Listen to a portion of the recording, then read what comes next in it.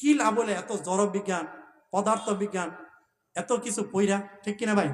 এই জন্য আমাদের সন্তানগুলিকে ছোটবেলা মক্তবে পাঠায়, অথবা আপনি যে আপনার সন্তানদেরকে হাজার হাজার 3,000, বর্তমানে প্রাইভেট এই যে এসপি স্কুলে খবর নিয়ে দেখি তো 3,000 4,000 টাকা করে দিতে হয়, আবার বেসের মধ্যে, ঠিক কিনা? এতগুলি টাকা দিয়ে এত কিছু শিখাইতেছেন, শিখান, সমস্যা নাই, জীবনভর শিখান, কিন্তু আপনার এই সন্তানটাকে আল্লাহর রাস্তা বলি ভাই, জিন্দিগিতে যাওয়ার আগে আমার এই সন্তানটা যাতে কবরে গিয়া সহি শুদ্ধভাবে কোরআন পড়তে পারে এরকম একটা ব্যবস্থা করে দিয়ে যাওয়া দরকার কিনা? 3টা সন্তান, 4টা মাইয়া, আফসোসের বিষয় একটা সন্তানকে সহি শুদ্ধভাবে কোরআন শিখাইতে পারে নাই, ঠিক কিনা? আবার হুজুর বাড়া করে নাকি দোয়া পড়ার লাগে কেন ভাই? আপনার এই সন্তানটা যদি কবরের পাশে যদি সহি শুদ্ধভাবে বিসমিল্লাহটা আলহামদুলিল্লাহ পড়তে পারে, এই সন্তানের কোরআন তেলাওয়াতের উসিলায় বাপ মার কবরটাকে আল্লাহ তাআলা জান্নাতবাসী করে দেন, সুবহানাল্লাহ, ঠিক কিনা ভাই? এই জন্য আল্লাহ রাসূল বলেন, কোন ব্যক্তি যদি তার সন্তানকে কোরআন শিক্ষা দিতে পারে, হাসরের ময়দানে লক্ষ লক্ষ নবীর সামনে, লক্ষ লক্ষ ফেরেশতা, কোটি কোটি ফেরেশতা মানুষের সামনে আল্লাহ তাআলা ওই পিতামাতাকে একটা নূরের টুপি পরাইবেন, যেই নূরের কারণে সমস্ত কিয়ামত চমকাইতে থাকবে, সুবহানাল্লাহ। আপনি কি চান না যে আমাকে আল্লাহ তাআলা হাসরের ময়দানে কোটি কোটি নবীর সামনে, ফেরেশতার সামনে, মানুষের সামনে আল্লাহ যাতে আমার মাথার মধ্যে একটা নূরের টুপি পরান? চান না আপনারা? এই জন্য আমরা 3টা 4টা সন্তান দিছে, একটা সন্তানকে আমরা আলেম বানাই, একটা সন্তানকে সহি শুদ্ধ কোরআন শিখাই দিয়ে যায়, ঠিক কিনা ভাই? এই জন্য আল্লাহর রাসূল বলেন যে হাসরের ময়দানে যে কোরআন শুদ্ধ পারে এরা বলবে তুমি পড়ো, আর তোমার জান্নাতের স্তর উপরে উঠতে থাকবে, সুবহানাল্লাহ, ঠিক কিনা ভাই? এই গেল কি 3 নম্বর, অকুতুবিহি ওয়া রাসূলিহি। 4 নম্বর, সমস্ত নবীদের এবং রসুলদের প্রতি কি করতে হবে? বিশ্বাস স্থাপন করতে হবে। প্রত্যেকটা নবীকে আল্লাহ তাআলা দুনিয়াতে পাঠাইছেন মানুষের হেদায়েতের জন্য। মানুষের কিসের জন্য ভাই? হেদায়েতের জন্য। আর প্রত্যেকটা নবীরা মানুষের হেদায়েতের কাজ করতে করতে কত পরিমাণ কষ্ট করছেন। সমস্ত পৃথিবীর মধ্যে একমাত্র নবীরাই সবচেয়ে বেশি কষ্ট করছেন, ঠিক কিনা? হযরত নূহ আলাইহিস সালাম 950 বছর কি পরিমাণ কষ্ট করছেন। নূহ আলাইহিস সালামকে তার উম্মতরা পাথর মারতে মারতে মারতে মারতে গলা পর্যন্ত পাথর দিয়া কি ডাইকে ফেলতো। জিবরাইল আলাইহিস সালাম আইসা নূহ আলাইহিস সালাম থেকে এইভাবে পাথরগুলি সরাই দিতেন, আর নূহ আলাইহিস সালাম চোখের পানি ছাইরা দিয়া দিয়ে বলতেন যে জিবরাইল, আল্লাহ তাআলা আগামীকাল আমারে কি দায়িত্ব দিয়েছেন? তখন জিবরাইল আলাইহিস সালাম বলতেন যে আপনি যেই কারণে আজকে পাথর দ্বারা আপনার গলা পর্যন্ত চলে গেছে, আগামীকালও আপনার একই দায়িত্ব, যে আপনি এই দায়িত্ব কি করতে হবে? পালন করতে হবে, ঠিক কিনা ভাই? প্রত্যেকটা নবী, আর কোন নবীর জিন্দিগিতে একটা বাড়ি ছিল না, একটা ঘর ছিল না। এই ভাই, যারা দুনিয়াতে বড় বড় বাদশাহ চলে যায় দেখবেন এদের পরবর্তীতে রাজপ্রাসাদ থাকে, কিন্তু কোন নবী দুনিয়াতে একটা ঘর রেখা যায় নাই, 1% জমিও কি রেখা যান নেই। তারা এগুলি করার সময় কোথায়? তাদের জিন্দিগিটা চালাইছেন আল্লাহর দাওয়াতের জন্য। আল্লাহ রাসূল সাল্লাল্লাহু আলাইহি সাল্লাম তার জীবনটারে কত কষ্ট করেছেন।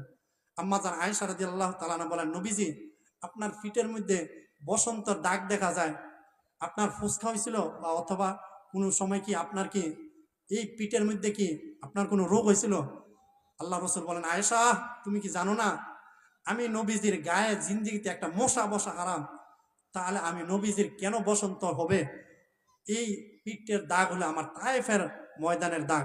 তায়েফে অনেক আশা করে গেছিলাম, কিন্তু তারা আমারও তো মানেই না, বরঞ্চ আরো উল্টা পাথর দ্বারা নবীজির হত্যা করার চেষ্টা করছে, কষ্ট দিচ্ছেন। আল্লাহ রসুল বলেন, নবীজির যে সন্তান ছিলেন সেটা হলো যায়েদ বিন হারেস, পালক ছেলে।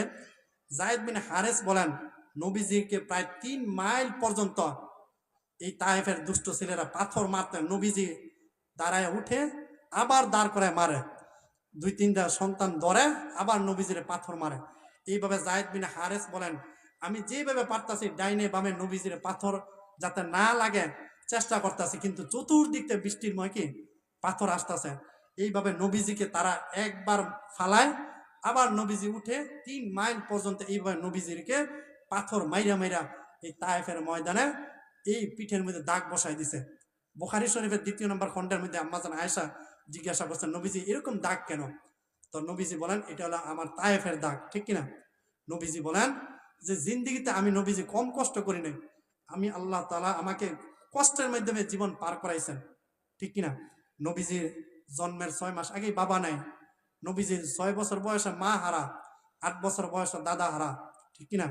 নবীজি যখন ঘর থেকে বাইর হইতেন, ওনার আত্মীয় স্বজনরা ওনার শত্রু ছিলেন, নবীজির পথে পথে কাটা বিছাই দিতেন যাতে নবীজি আরামসে না হাঁটতে পারে। আল্লাহ রসুল বলেন, শুধু কি তাই, আমি নবীজি হাসরের ময়দানে যখন নাকি আমার উম্মতের আমল নামা দেখাবে, তখন নবীজি বলবেন, হায় উম্মত, এগুলি কি দেখতাছি?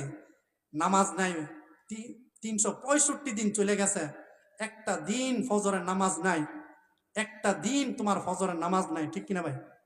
এমন অনেক মানুষ আছে 365 দিনে আল্লাহর বান্দায় একটা দিন ফজরের নামাজ নাই। নবীজির সামনে যখন নাকি এরকম আমল নামা দেখাবেন, নবীজি বলবেন, কি উম্মত, আমার 23 বছরের জিন্দিগির কষ্টের কথা কি মন নাই? আমি নবীজি যে 2টা পাথর বানছে মন নাই? নবীজি বলেন, তায়েফের কষ্টের কি তো মন নাই? আমি নবীজি কার জন্য এত কষ্ট করলাম, ঠিক কিনা? এইভাবে প্রত্যেকটা নবী তার উম্মতদেরকে জিজ্ঞাসা করবেন। নূহ আলাইহিস সালাম তো 950 বছর পরে আল্লাহরে বলছে, আল্লাহ, এরা আর 40 জন মাত্র ঈমান আনছে, এদেরকে আর রাইখেন না, ধ্বংস করে দেন, অতিষ্ঠ হয়ে গেছেন গা। 950 বছর মাত্র 40 জন যদি ঈমান আনে, ঠিক কিনা? আপনার কথা যদি আপনার সন্তানরা 3টা বছর ধরে আপনার অবাধ্য করে, তখন বাপেই বলে, এই তুই বাইতে পারো তো, তোর জ্বালা আর ভাল লাগে না, ঠিক কিনা? এরকম নূহ আলাইহিস সালাম 950 বছর 40 জন মাত্র পাইছেন। এই জন্য দোয়া করে আল্লাহ বলছেন, ধ্বংস করে দেন। আল্লাহ তাআলা নূহ আলাইহিস সালাম দোয়া কবুল করছেন, ঠিক কিনা ভাই? ওয়া রাসূলিহি ওয়াল ইয়াউমিল আখিরে, কিয়ামতের দিবসের উপর কি করতে হবে? আমাদের বিশ্বাস তেমন। কিয়ামত, এই কিয়ামত কিভাবে হবে? ইসরাফিল আলাইহিস সালাম যখন নাকি একটা সিংহায় ফুৎকার দিবে, তখন সমস্ত পৃথিবী নষ্ট, ধ্বংস হয়ে যাবে। দ্বিতীয়বার আরেকটা সিংহায় ফুৎকার দিবে, তখন সমস্ত পৃথিবী মানুষ আবার উঠবেন। আল্লাহ রসুল বলেন, এই যে প্রথম ফুৎকার এবং দ্বিতীয় ফুৎকারের মাঝখানে জানো কত বছর ব্যবধান হবে? 40,000 বছর পর্যন্ত এই কবর দেশে থাকতে হবে। তাহলে এক ফুৎকার থেকে আরেক ফুৎকারের বয়স কত? 40,000 বছর। তাহলে বাপ বলেন তো, এই 40,000 বছর কিভাবে কবরে থাকবেন? যারা নূহ আলাইহিস সালামের জমানায় মারা গেছে, তারা কত হাজার বছর ধরে কবরে শুয়ে রয়েছে, ঠিক কিনা? ইব্রাহিম আলাইহিস সালামের জমানায় যারা মারা গেছে, আমাদের বাবারা যারা মারা গেছে, মা মারা গেছে, তারা কত বছর ধরে কবরে শুয়ে রয়েছে। আমরাও যখন মারা যাবো, কিয়ামত কখন জানি হয়, কত হাজার বছর পরে, আমাদেরও তো কবরে শুয়ে থাকতে হবে, ঠিক কিনা? এই জন্য ভাই, ওই কবরের জিন্দেগির জন্য কি সাজাইছে? এই যে আপনারা এক্সাম্পল স্বরূপ এই যে পেপারটা দেখতেছেন, এই পেপারটা 4টা কালার দিয়ে সাজাইছেন, ঠিক কিনা? কিন্তু এই পৃষ্ঠা তো খালি, ঠিক কিনা? আল্লাহ রসুল বলেন, এটা দুনিয়া, এটা তো খুব সুন্দর করে সাজাইছ, এটাকে তুমি বিল্ডিং বানাইছ, ময়মনসিংহ থেকে বালু আনছ, সিলেট থেকে পাথর আনছ, 1 নম্বর ইট, এবং এই ঘরটাকে সাজানোর জন্য ফার্নিচার, প্লেট, জগ, চায়ের কাপ, নুনের বাড়ি, সব কিছু দিয়ে সাজাইছ এই পৃথিবীটাকে। কিন্তু বান্দা, তোমার যে এই পিঠটারে কে সাজাবে? এই কবরের জিন্দিগিটাকে কি দিয়ে সাজাইতে হবে? এই 60 থেকে 70 বছর জিন্দিগির জন্য এত সাজাইলা, কিন্তু অনন্তকাল কবরের জন্য কতটুকু সাজাইলা, ঠিক কিনা? বান্দা, তুমি তো এমন এক বান্দা যে একটা মশার কামড়ে তুমি কত কিছু ব্যবস্থা করছো, 6 ঘন্টা ঘুমের জন্য মশারি টানাও, এরোসল মারো, ব্যাট দিয়া মশা মারো, কিন্তু ওই কবর দেশে যে তুমি হাজার হাজার বছর থাকতে হবে, ওইখানে কিভাবে ঘুমাইবা, ঠিক কিনা? ওইটা কি সাজানো দরকার না? দরকার কিনা ভাই? এই জন্য আল্লাহ রসুল বলেন যে দুনিয়াটা যদি সাজে বস্তু দিয়া, আখেরাত কবর সাজবে কোরআন তেলাওয়াত দিয়া, জিকির দ্বারা, নামাজের দ্বারা, ঠিক কিনা? আর কতকাল আপনারা, ডাক্তারে বলছে যে আপনি যদি চিনি খান, 30 বছরের যুবকরা, আপনি যদি মিষ্টি খাইতে পারবেন না, ডায়াবেটিস হয়ে যাবে। আপনার চিনি দিয়া চা খাইতে পারবেন না, এরপর থেকে সে সাইরা দিছে, আর মিষ্টি খায় না, কারণ তার দুনিয়াতে বাঁচতে হবে, ঠিক কিনা? সে যত কষ্ট হোক আর চিনি খায় না। কিন্তু বান্দা, তুমি যে কবর দেশে থাকবা, যত কষ্ট হোক ওই কবরের আযাব থেকে তো তোমার বাঁচতে হবে, ঠিক কিনা? দুনিয়া বুঝো, আখেরাত বুঝো না, ঠিক কিনা? দুনিয়া বুঝে, আখেরাত কি বুঝে না। এই জন্য ভাই, আমাদের কবরগুলিকে কি করতে হবে? সাজাইতে হবে। এই যে ওয়াল ইয়াউমিল আখির ওয়াল কদরি খায়রিহি ওয়া শাররিহি মিনাল্লাহি তাআলা, ভালো খারাপ সব কার পক্ষ থেকে? আল্লাহর পক্ষ থেকে। তাকদীরের উপর বিশ্বাস করতে হবে কিনা? ক্ষমতা দেওয়ার মালিককে আল্লাহ, ক্ষমতা ছিনিয়ে নেওয়ার মালিককে আল্লাহ। 17 বছরের লেডিস ফেরাউনকে কি একদিনের ভিতরে আল্লাহ তাআলা দূর করে দিয়েছে, ঠিক কিনা? এখন ফাঁসির আসামি। অথচ যার ভয় একসময় কথা বলতে পারতো না, সে এখন ফাঁসির আসামি। এই জন্য কবি বলেন, কুজা কারুন কুজা ফেরাউন কুজা নমরুদ সুদ হামান, কুজা কারুন কুজা ফেরাউন কুজা নমরুদ সুদ হামান, কুজা ঈসা কুজা मूसा কুজা তখতে সুলাইমান, कैसे कैसे ताजदारों पादशाह चल बसे, वो खजीना बालखाना शान शौकत क्या हुई, कैसे कैसे खूबसूरत रानिया शाहजादिया, तन बदन सब गुल गया एक शक्ल सूरत क्या हुई। এই পৃথিবীতে কত বাহাদুর বাদশা ছিল যাদের বয় এক সময় এলাকায় কথা বলতে পারতো না। আজকে কবরে গিয়া দেখেন তাদের কবরের মধ্যে গরু ছাগলের প্রস্রাব করে, কিন্তু তারাবার মতো তাদের ক্ষমতা নাই, ঠিক কিনা? তারা কি তারাইতে পারে? পারে না। এই জন্য আল্লাহ রসুল বলছেন মাঝে মাঝে কবরে যাইও। আল্লাহ রসুল বলেন 20 বার যদি প্রত্যেক দিন তুমি কবরকে, মৃত্যুকে স্মরণ করো, ওই দিন যদি মারা যাও আল্লাহ তাআলা তোমার বিনা হিসেবে জান্নাত দিবেন। সুবহানাল্লাহ। কত বড় ক্ষমতাধর ছিল ফেরাউন, নমরুদ, বাদশা জুলকারনাইন। আজকে তো তাদের অস্তিত্বে পৃথিবীতে নাই, ঠিক কিনা? এক সময় যাদের ভয়ে কথা বলতে পারতো না, আজকে কবরের মধ্যে তারা নিঃস্ব, ঠিক কিনা? কত বড় বড় বাদশা। এরপরে কবি বলেন যে এই পৃথিবীতে কত রানীরা ছিল, এই পৃথিবীতে কত সুন্দরীরা ছিল, যারা রাস্তা বাইরে হলে শত শত ছেলেরা কি অপেক্ষা করত। আজকে কবরে গিয়া দেখেন তাদের রূপ নাই, তাদের যৌবন নাই, তাদের গালের মধ্যে গোস্ত নাই, শুধু হাড্ডি আর হাড্ডি, তাদের যৌবন আর নাই, ঠিক কিনা? এই জন্য আল্লাহ রসুল সাল্লাল্লাহু আলাইহি ওয়াসাল্লাম বলেন এই যৌবন, এক্সাম্পল মনে করেন 30 বছরের যুবতী, এই যুবতীটা যখন নাকি 70 বছরের বুড়ি হয়ে যায় তখন তার কিচ্ছু থাকে না, কিচ্ছু থাকে না, ঠিক কিনা ভাই? এই জন্য আল্লাহ রসুল বলেন বাহাদুরি করে না, এক সময় দেখবেন সব শেষ হয়ে যাবে।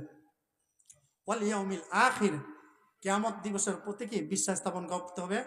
ওয়াল কদরি খায়রি ওয়া শাররি মিনাল্লাহি তাআলা ওয়াল বাসি বাদাল মাউত, এবং মৃত্যুর পরে আমাদের আবার পুনরায় হাসরের ময়দানে উঠতে হবে কিনা। এই উঠবো কিভাবে?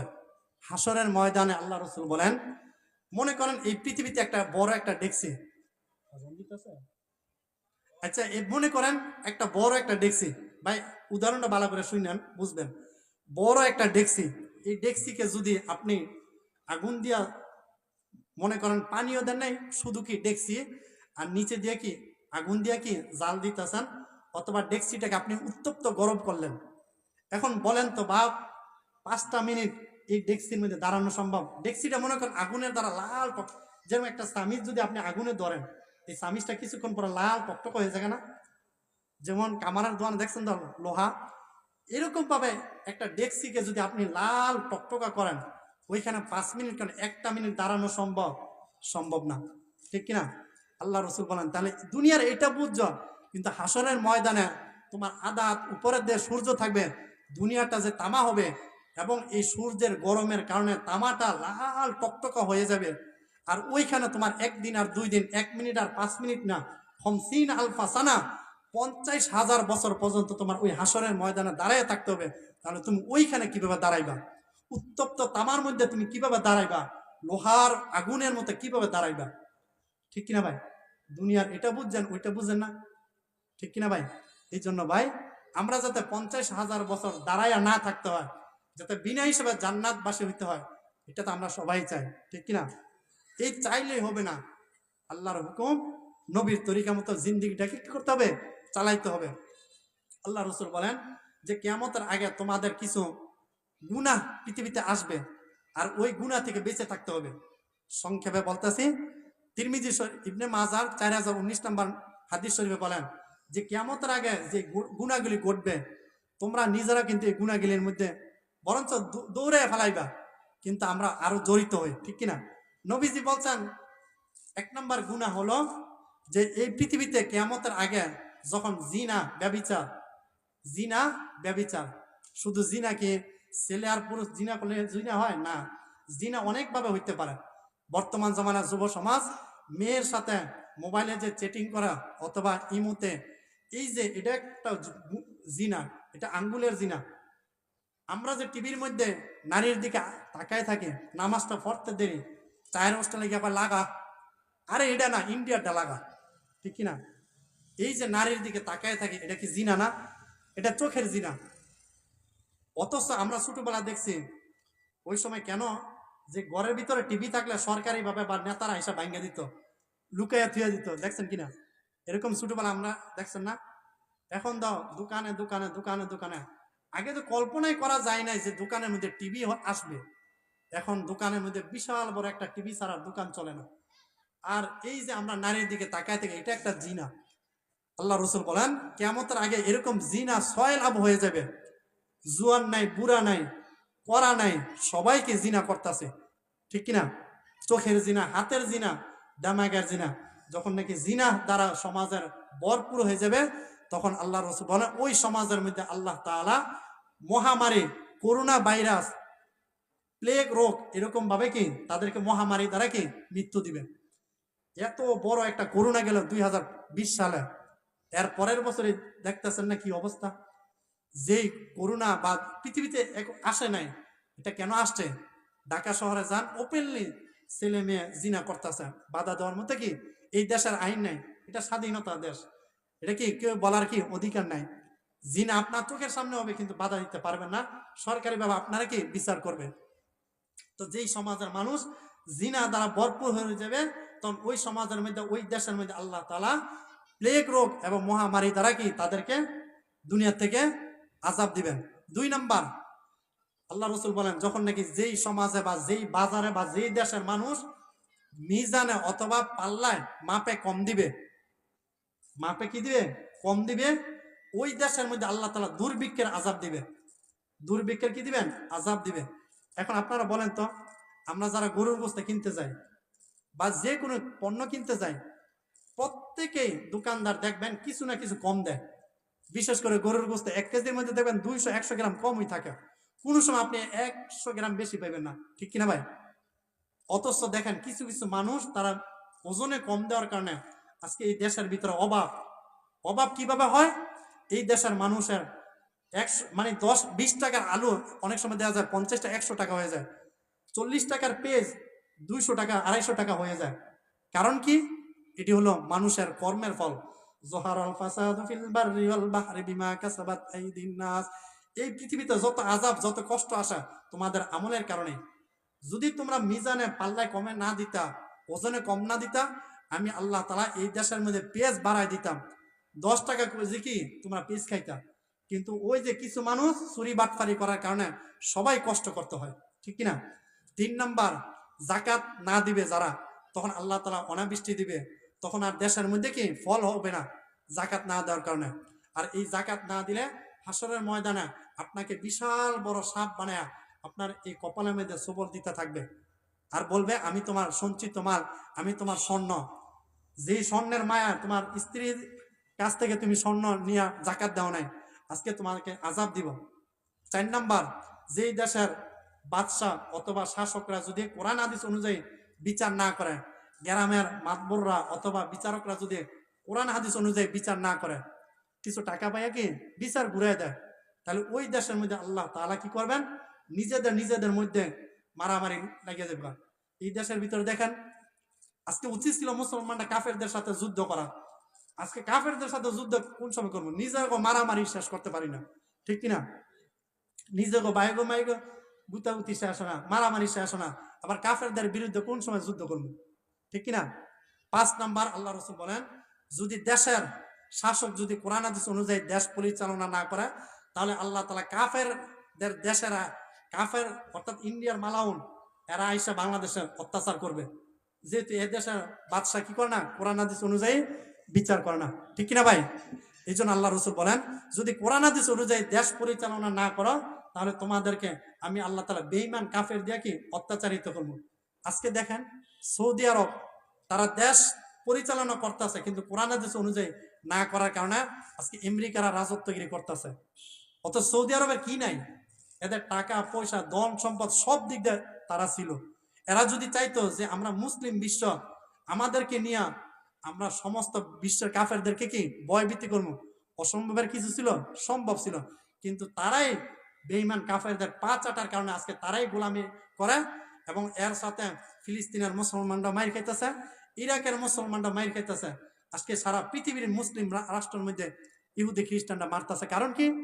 এই দেশ মুসলিম কান্ট্রিগুলি আল্লাহর কোরআন নবীর দেখানো অনুযায়ী কি শাসন না করার কারণে, ঠিক কিনা ভাই? তাহলে আমরা যে কথাগুলি বললাম, কথাগুলি বুঝে আসছে তো ভাই? তো এই কথাগুলির উপর ইনশাল্লাহ আমরা আজকে কিছু আমল দিয়ে গেলাম। এই কথাগুলির উপর আল্লাহ তাআলা আমাদের সকলকে জিন্দিগিটাকে সাজানোর মতো